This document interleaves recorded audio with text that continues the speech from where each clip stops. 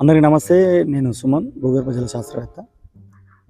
ఈ ground water exploration విషయంలో రకరకాల పద్ధతులని వాడుతుంటారు. అందులో ముఖ్యంగా సర్ఫేస్ మెథడ్స్ అని ఉంటాయి, sub surface methods, geophysical methods అంటాం.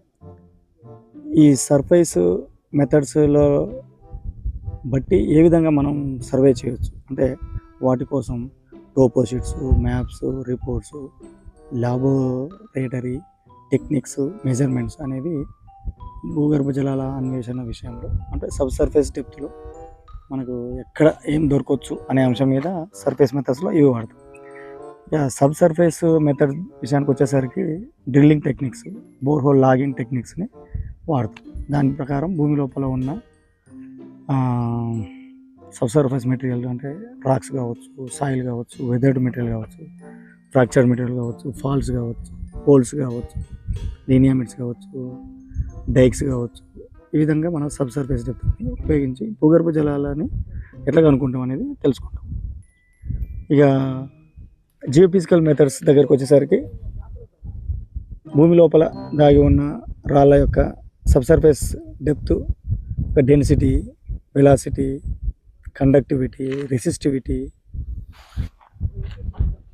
మ్యాగ్నెటివిటీ and electromagnetism and radio active methods అనేది ఉపయోగించి భూమి లోపలికి ఒక కరెంటుని పంపించి భూమి లోపల ఉన్న మట్టి ఏ విధంగా ఉంది, మొరం ఉందా లేకుంటే హార్డ్ రాక్ ఉందా అనే డేటాను సిగ్నల్స్ భూమి లోపలికి పంపించి డేటా అక్వైర్ చేసి మ్యాప్స్ సహాయం చేత అక్కడ ఇంటర్ప్రిటేషన్ చేస్తే అక్కడ ఏముంది అనే విషయాలను తెలుసుకోవచ్చు.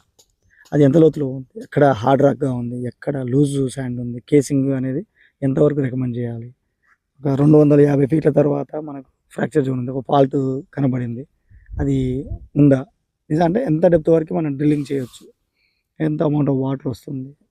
సో ఇట్లా ఈ ఎలక్ట్రికల్ మెథడ్స్ ఏదైతే గ్రౌండ్ వాటర్ సర్వే కోసం వాడుతున్నామో స్లంబర్జర్ మెథడ్, వెర్నర్ మెథడ్, ఈ మధ్య కొత్తగా వచ్చిన జియో స్కానర్స్ అయితే అన్నీ వాడేది ఈ ఇప్పుడు ఏదైతే ప్రాపర్టీస్ చెప్పినామో rock properties, soil properties base చేసుకొని వాటి యొక్క అమరిక ఏ విధంగా ఉంది అనేది తెలుసుకోవడం జరుగుతుంది.